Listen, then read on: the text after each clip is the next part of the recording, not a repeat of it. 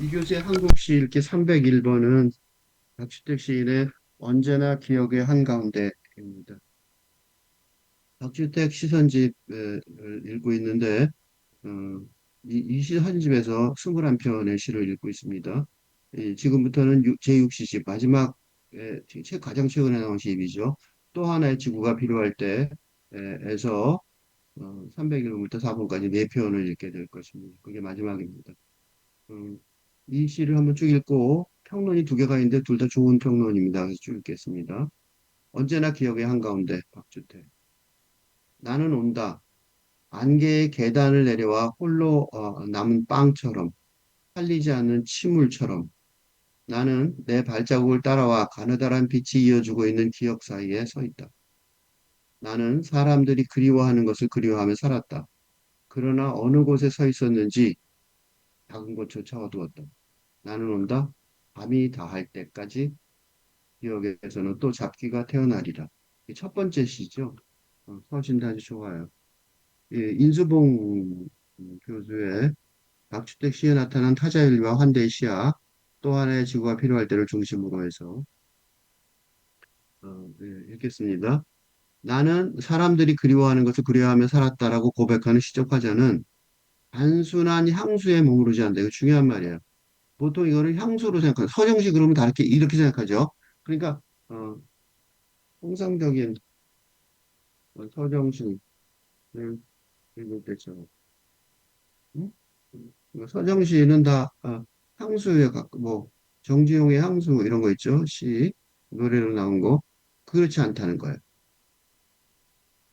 그럼 뭐냐? 그게 중요한 거죠. 언제나 기억의 한가운데서 기억은 죽은 자와의 관계 맺기이며 향수는 죽은 자와 관계를 못 맺는 거죠. 그래서 홀로 남은 빵, 팔리지 않은 침울과 같은 이미지들은 주체의 외로움 속에서 타자의 부재를 고통스럽게 감각하는 장면이다. 화자는 안개의 계단을 내려와 가느다란 빛이 이어지고 있는 기억 사이에 선다. 이 빛은 곧 화자와 이어지는 마지막 윤리적 통로이며 기억은 사라진 존재를 환대하는 공간이 된다. 시의 마지막 문장 기억에서 또 잡기가 태어나리라는 환대가 곧 다른 고통의 시작이 잡기라는 단어가 그렇죠. 뭐잘 해결이 안 될 것 같죠. 잡기 한자말로 이거죠. 그냥 잡스러운 귀신, 여러 가지 귀신 그런 뜻이죠. 어, 그럼에도 불구하고 기억을 통해 타자를 맞이하려는 윤리적 의지를 드러낸다. 강동호 교수는 기억의 빛에서 다시 첫 시를 읽어보자. 첫 행에서 시인은 나는 온다고 다소 선언하듯 말하고 있으나 이 진실은 이상한 시제로 이루어. 이게 이상한 시제라고 생각이 들어요. 나는 온다가 현재야? 좀 이상하죠? 이게 굉장히 정확한 지적이에요. 나의 현존이 나는 온다. 지금 와 있어. 현존. 현존은 뭐냐면, 현존이라는 단어를 많이 쓰는데 아주 간단해요. 현재 존재함이에요. 그러니까, 이 철학 용어로 많이 쓰는데 아무것도 아니에요. 현재 존재함. 지금 있다는 거예요. 현존, 현재 존재함. 지금 있다는 거. 나의 현존은 이미 달성된 사건이라기보다는 현재형으로 지속되는 일종의 상황. 되게 중요한 말이에요. 기억해 두세요. 나는 온다라고 말했는데, 어, 와서 여기까지 있어요가 아니라 계속 오고 있는 느낌? 나는 온다, 커마, 이러고 나왔잖아. 밤이 끝날 때까지 다 할 수 없는 사태에 가깝다는 거예요. 이것도 되게 중요한 말이에요. 왜 이러냐? 그 설명을 좀 봐야 돼. 이것은 영원히 닫힐 수 없는 현재, 영원한 현재의 지속 같다는 거예요. 그러니까 현재가 안 끝나는 거죠. 이 말은 역설적이게도 시인에게 최소한 나의 현존이라는 차원에서는 현재형의 시제가 허용될 수 없다는 거예요. 그러니까 내가 지금 여기 있다. 이건 무슨 소리냐면 이거는 근대자의 현존을 규정할 수 있다는 말입니다. 즉 근대자는 나가 있잖아, 그지? 나가 누구인가? 음, 이거 그러니까 나, 나 누구인지 음, 정의할 수 없다는, 그지? 그 뜻이에요. 지금 이 해설이. 어? 이거 근데 좀 설득력이 있죠. 요새 우리 사람들 그러잖아요. 어리고 아니고 내가 누구야? 그지? 과연 안개의 계단을 내려 홀로 남은 빵처럼 팔리지 않는 침물처럼 나는 내 발자국을 따라와 가느다란 빛을 이어주고 있는 기억 사이에 서 있다죠. 라는 미묘한 문장은 현존의 차원에서 그것의 현재적 완성을 이뤄낼 수 없는 시인의 처지를 말해주는 거예요. 정확한 설명이에요. 그러니까 이건 뭘 뜻하냐면 여기서부터 시인의 현존은 일반적인 기억의 메커니즘과 이상하게 불화하기 시작한다. 이게 무슨 소리야? 일반적인 기억의 메커니즘이 뭐예요? 근대사회. 그지? 근대 담론에서 근대사회를 정의하는. 나 예를 들면 나는 무슨 고등학교를 나왔다. 그치? 무슨 중학교를 나왔다. 나는 무슨 어떤 고향에 살아서 그 고향 출신이다. 난 강원도 사람이다. 뭐 이런 거 있잖아. 그런 게 일반적인 기억의 메커니즘이란 말이죠. 근데 이건 자세히 말해 이런 거예요. 나는 강원도 출신이다. 나는 는 나는 응? 나라는 사람의 정체성을 규정해 줍니다. 그런데 예, 나는 온다.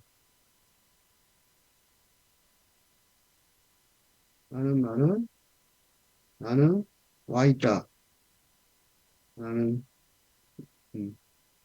이거 현재 완료형이 아닙니다. 응? 지금 와 있으니까 나는 누구야 알 수 있잖아. 근데 나는 강원도 출신이다. 그러면 뭐 강원도 사람이야. 너 당신 강원도 사람이죠? 이렇게 말할 수 있잖아. 그런데 이거는 그렇게 말할 수 없는 거야. 그지? 왜냐하면 본래 기억이 뭐냐? 현재화된 과거야. 과거가 있었는데 그게 현재야. 그런데 그의 기억, 이 사람의 기억은 아까처럼 강원도 사람이다. 이거는 현재화된 기억이죠. 그의 기억, 여기 나오는 이 시의 나의 기억, 그의 기억은 살릴 수 없는 침물처럼, 살리지 않는 침물이라고 그랬죠. 살리지 않는 침물처럼 영원히 어떤 감정으로 현재화되는 것을 끝내 저항하고 만다. 이게 중요한 말이에요. 그러니까 정의해 주질 않아요. 어? 살리지 않는 침울. 내가 침울했었는데 없어지지 않아. 계속 그대로 있는 거야. 그의 이번 시집에서 기억은 시를 통해 편안하고 안정된 정념을 사르기 위한 구체적인 재료로 동원되는 법이 없는데 이게 무슨 소리냐면 이거 되게 중요한 말인 게 필자가 근대 감정과 정서, 감정 정서와 구별되게 밝은데 정동이라는 개념을 사용하는데 이는 근대 감정과 정서가 그지? 음, 기품, 슬픔 등 이분법으로 어? 안정된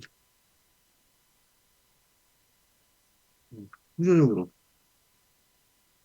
안정된 감수성의 체계에 기초하고 있지만 그지? 영성사상을 표현하는 그, 그 영혼의 문제는 영혼의 그러니까 신성과 합이라는 영혼의 경우에는 기쁨과 슬픔을 동시에 어, 느끼는 등 음, 전혀 다른 감수성의 현상을 보이므로 정동, 학근대 정동이라고 새롭게 규정 정의할 수밖에 없었어요. 밖에 없었습니다. 음. 여기서 지적하는 바는, 바로 근대적인 감정 정서의 개념으로는, 어? 음, 기억이, 기억을 해석하기 어렵잖아. 그지? 근대적인 감정과 정서는 안 된다는 거야. 어? 그래서 이런 말을 쓴 거예요. 시를 통해 편안하고 안정적인 정념을 실현하기 위해 구체적인 재료로 기억이 옛날에 뭐, 강원도에 살았을 때 난 참 잘 좋았었어. 시골에 딱 살았었는데 어쩌고 그런 거 없단 말이야. 잘 안 된다는 거죠. 그래서 그의 그것도 회고담이 일종의 회고담이긴 한데, 회고담이 일종의 낭만적 치장, 그지?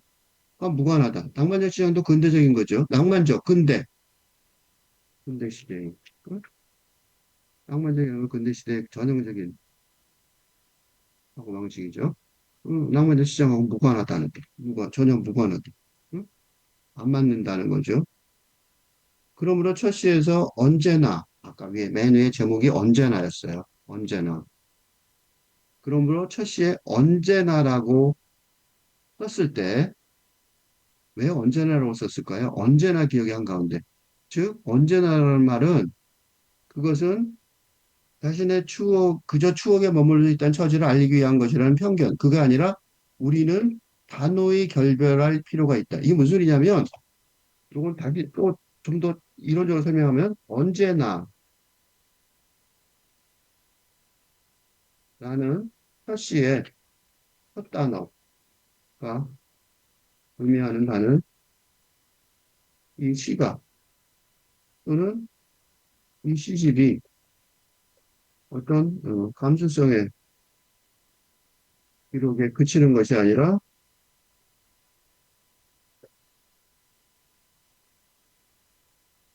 언제나 적용될 수 있을 담론을 목표로 한다는, 그러니까 그 사상적인 노력 기술적 수단은, 응? 언제나 적용되는 거잖아. 그건 이론이지, 그죠? 그러니까 이론이며 새로운 이론이죠. 뭔가 새로운 이론. 사상적인 언제나 괜히 쓴 게 아니에요. 언제나. 응?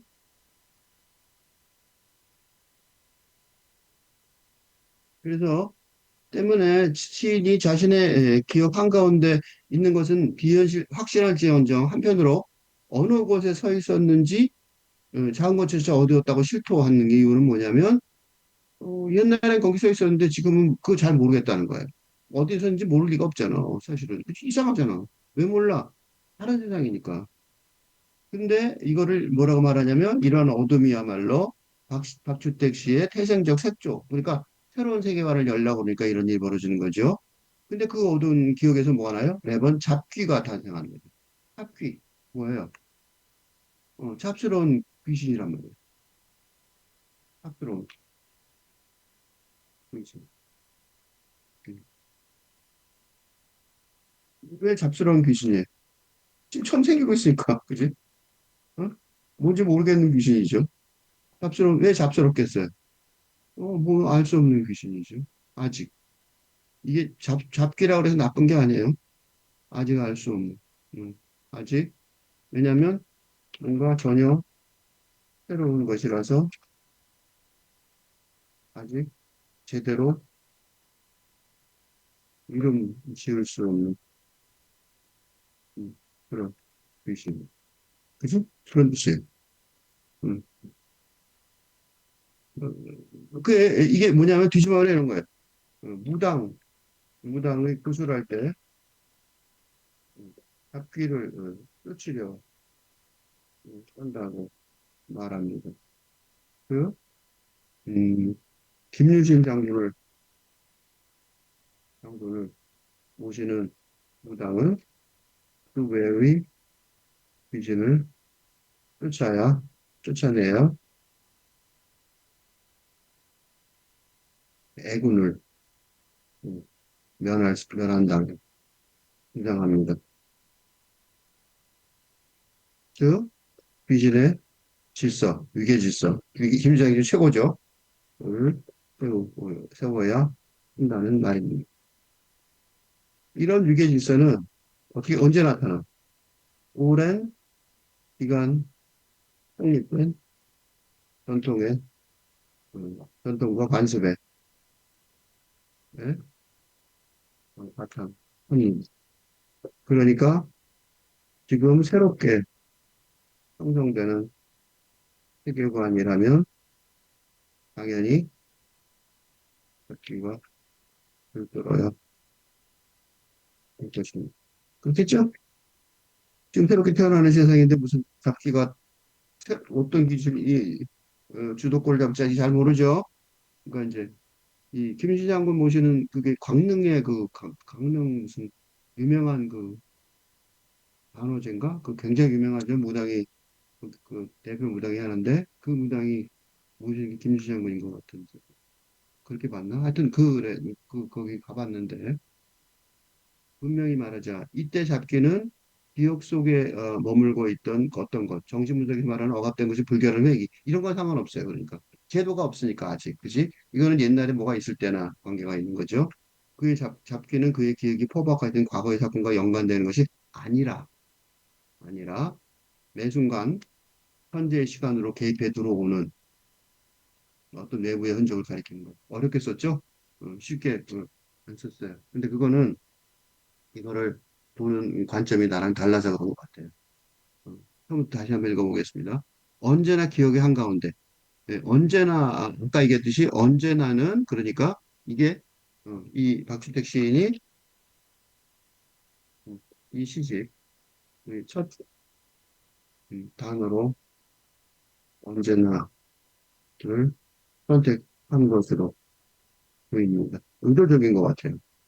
언제나를 의도적으로 선택한 것으로 보여요.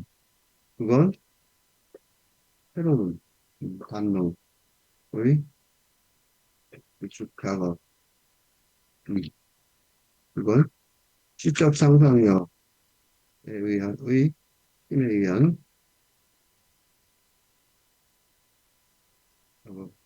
작업이라고 생각하기 때문입니다. 그게 맞는지 모르지만 이런 오독, 필자의 오독이죠. 나 혹시 알지 몰라요. 박씨한테 만나서 물어보고 싶긴 한데 뭐 필자는 언제나 그지? 이런 독자들이 언제나 그러하듯이 필자의 이런 오독 때문에 이 시집을 열심히 읽고 있습니다. 많이 쓰지 몰라요. 나는 그냥 이렇게 읽는 거예요. 응? 이런 오독이 너무나도 중요한 거죠. 리스폰스 크리티시즘에는 음, 특히 음, 리더 독자 반응 있을 음, 독자 반응이 뭐죠? 따르는 음? 그 독자 반응이 왜 따르면 그렇게 독자가 더 중요하죠. 어쨌든 나는 온다. 안개의 계단을 내려 홀려나온 빵처럼 이게 좀 묘하죠. 안개의 계단을 내려와 홀려나온 빵. 팔리지 않는 침울. 팔리지 않는 침울은 정서적인 건데 감수성인데 안개의 계단을 내려와 홀려나온 빵. 이렇게 내가 왔는데 내가 온 나가 그지?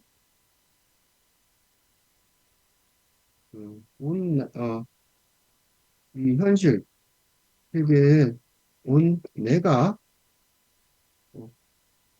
안개의 계단을 내려와 홀로 남은 땅 나의 존재성을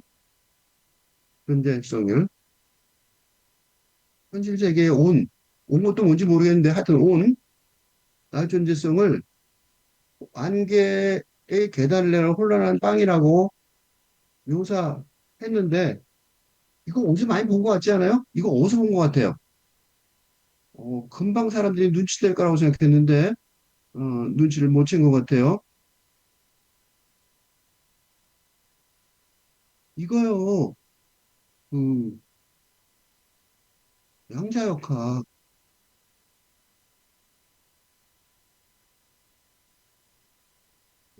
뉴턴 물리학, 원자를 기본 입자로 생각하던 뉴턴 물리학을 해체한 음? 양자역학, 음, 현대물리학을 양자역학이 생각했어요. 그러니까 근대 물리학에서는 그, 작용 반작용 가속도 이론 뭐 이런 거 있죠. 가속도 이론에서처럼 공을 굴리죠. 공의 속도가 속도에 관한 가속도 이론에서처럼 음,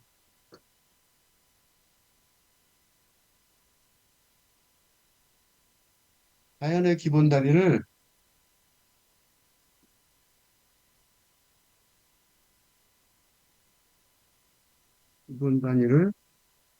음, 이게 그 물체, 기체, 입자, 원자, 원자 같은 입자로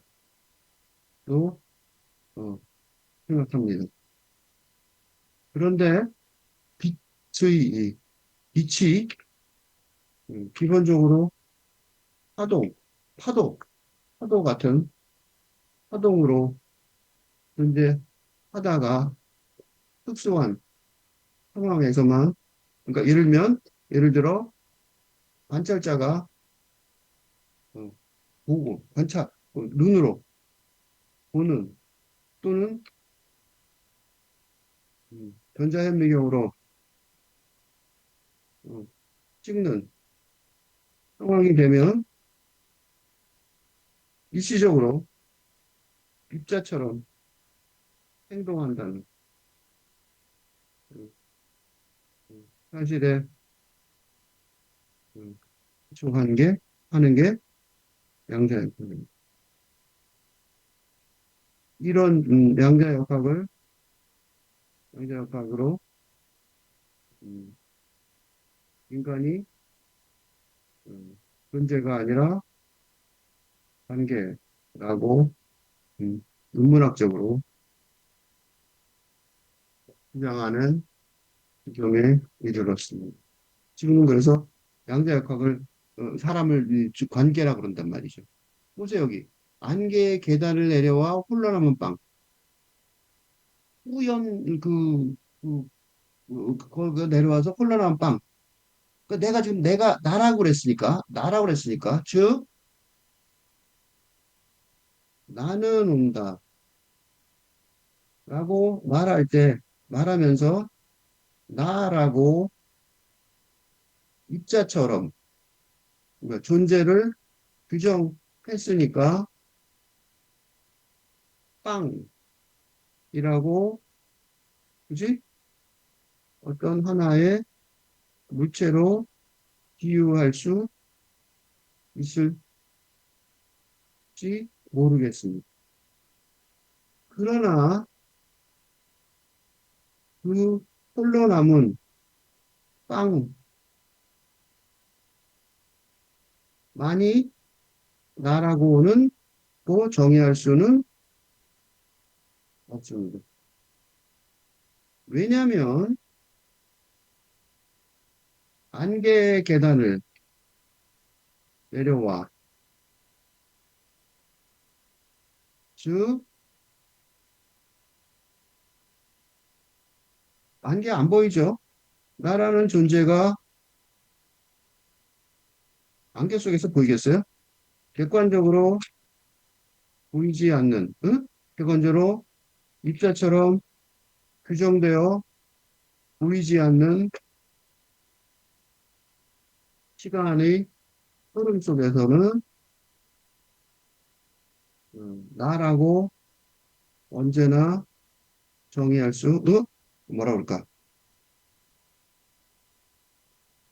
뭐라 그럴까? 내가 1인칭으로 지정할 수 없는, 없기 때문입니다. 어쩌면 나라고 정의할 수 없는 기간이 훨씬 더 길었을지 모릅니다. 그치? 그래서 팔리지 않는 식물이라 제정이 한 듯합니다. 즉, 이때의 침울은 존재, 어, 독립, 주체적인 근대 자아의 존재, 형성 불가능하면서 이렇다는 듯합니다. 음? 이런 비유적인 묘사를 일련의 이행이 서술적으로 설적인 담론으로 보완하고 있습니다. 왜냐하면 기억의 한가운데 서 있는 나의 페르소나, 나의 음, 문제 이뿐만 아니라 우리 우리 가제이기 때문입니다. 즉 시대적인 과업이라는 말입니다. 그래서 담론 형식으로 제정이 나는 내 발자국을 따라와 가느다란 빛이 이어주고 있는 기억 사이에 서 있다. 나는 서 있다. 나는 온다. 나는 온다와 나는 서 있다는 좀 다르죠.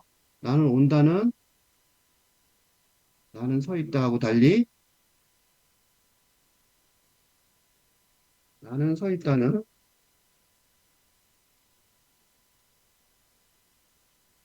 나는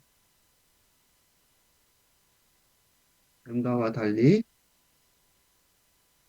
현실 세계의 독립주체적 정체성을 가지고 있습니다. 응? 그지?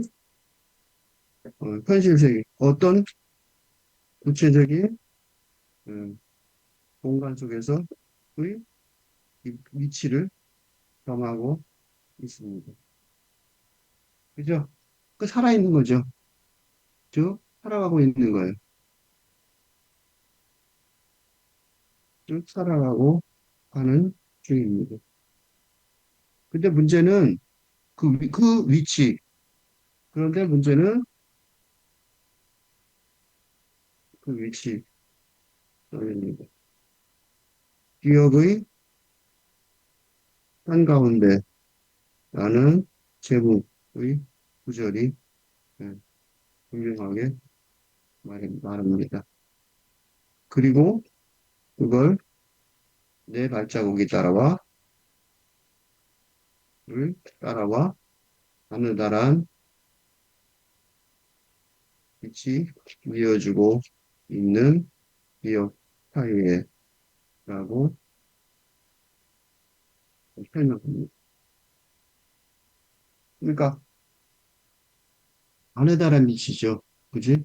그 뭔지 모르는 거죠. 그러니까 오직 확실한 건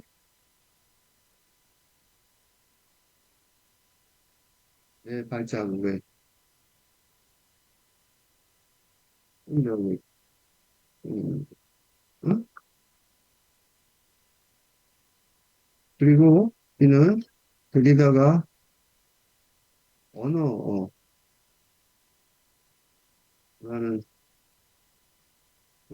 말 용어 대신에 흔적, 트레이스,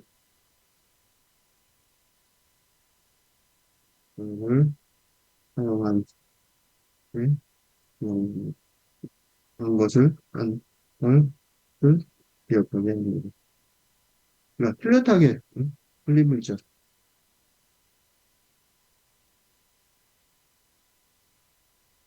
음, 흘린 문자의, 음, 무슨 문자와 같은, 나의, 음, 문제. 뭔지 잘 모르겠는 거죠. 그지? 그래도 나는 사람들이 그리워하는 것을 그리워하며 살았다. 나는 살았다. 나는 서 있다 해서 한 발짝 더 나갔죠. 나는 살았다. 그지? 아까 얘기할 때, 1년에 나는 온다 해서 나는 서 있다. 로, 그지? 음, 나의 타동성이 입자성으로 바뀌는 어쩔 수 없이 이는 현실을 묘사했다면 이어는 나는 살았다. 라며 실제로 나온 과거의 기억을 묘사합니다. 그렇겠죠? 서 있었는데, 그냥 서 있었는데, 이제 그 계속 살으니까, 살았다가 되는 거죠. 음, 이게 이제 아까, 그, 인수봉 시인이, 이게, 인수봉 교수가 단순한 상수에 머무르지 않았다라고 지적한 부분입니다. 보통 나는 살았다면, 그러니까, 이연의 일행이, 그지? 단순한 상수를 암시하는 불편, 음, 사람들이 그리워하는 것을 그리워하며 살았다. 그지? 그러니까 이지만 이 행이 그런 해석의 길을 차단하고 있습니다. 음? 그러니까 그러나 하고 써 있죠. 그러나 어느 곳에 서 있었는지 작은 것조차 어두웠다. 음? 이런 추억에 관한 기록의 대표적인 예술 장르가 대중가요, 도덕, 시라고 음, 생각할 때 어, 몰랐다, 어두웠다, 기억에 어두웠다 라고 페르소나인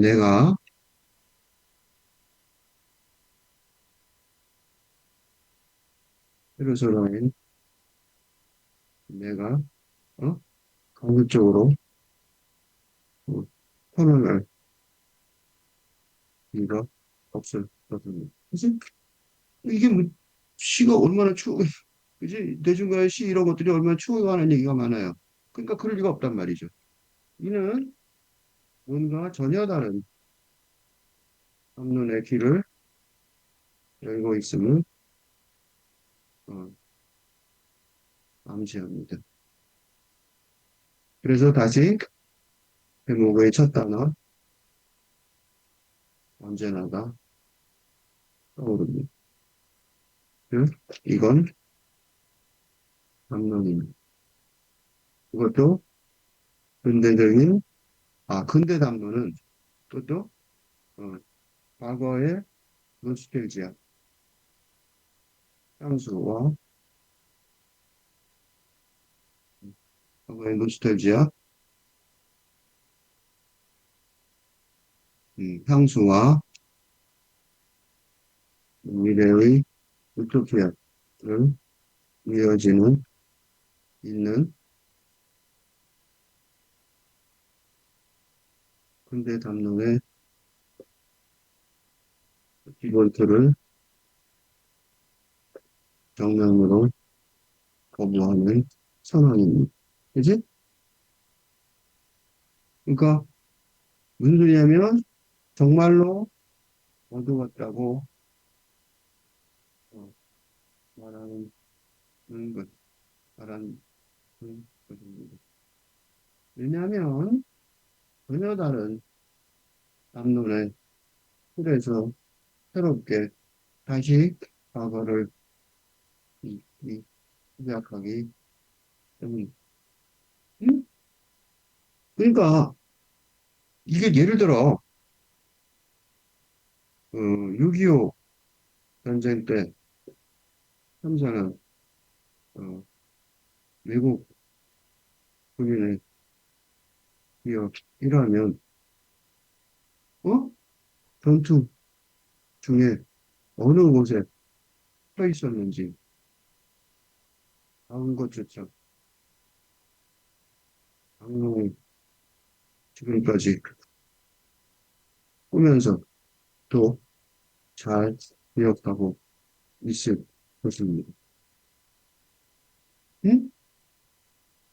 그런데 사람들이 그리워하는 것을 그리워하며 살았다고 말하면서도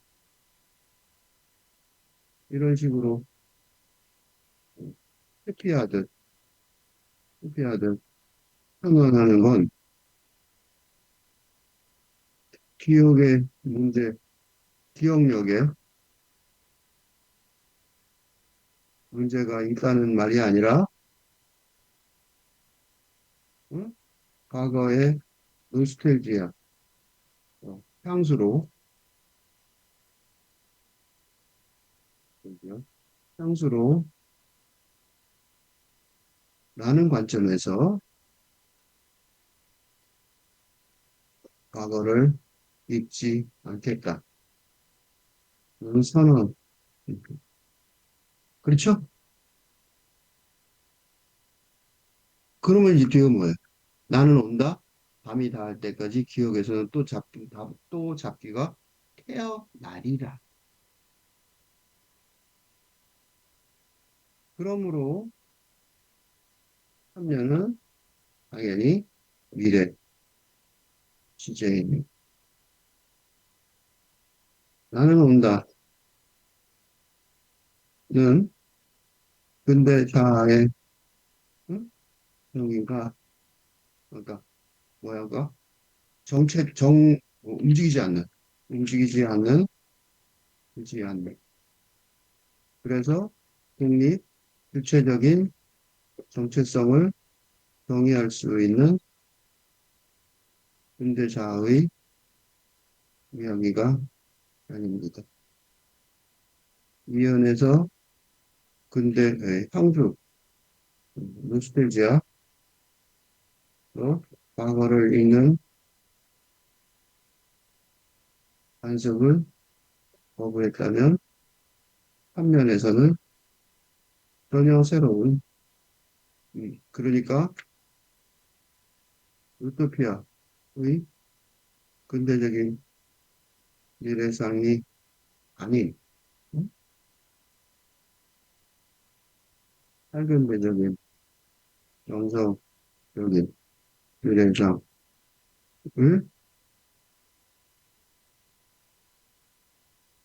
정상적인 미래상을 이제 미래상을 위한 상상이 추적될 것이라고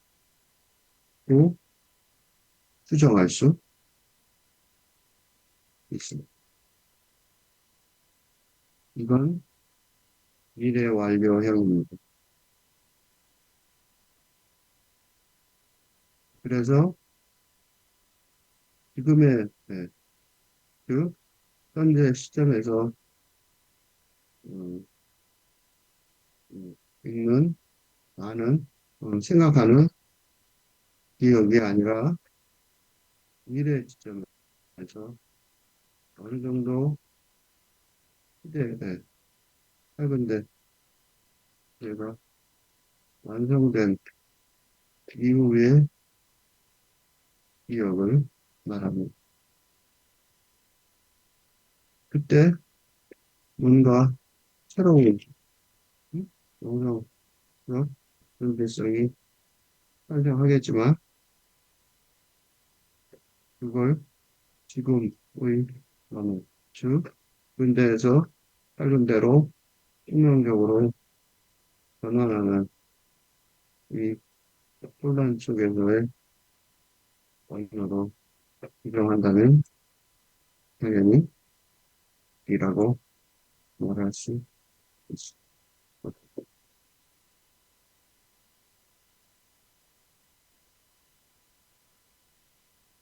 음. 처음부터까지 한번 읽고 끝내겠습니다. 언제나 기억의 한가운데 박주택. 어, 나는 온다. 언덕의 계단을 내려와 홀로 남은 빵처럼 팔리지 않는 침울처럼 나는 내 발자국을 따라와 가느다란 빛이 이어주고 있는 기억사에 서 있다. 나는 사람들이 그리워하는 것을 그리워하며 살았다. 그러나 어느 곳에 서 있었는지 작은 곳조차 어두웠다. 나는 온다. 밤이 다할 때까지 기억에서는 또 잡귀가 태어나리라.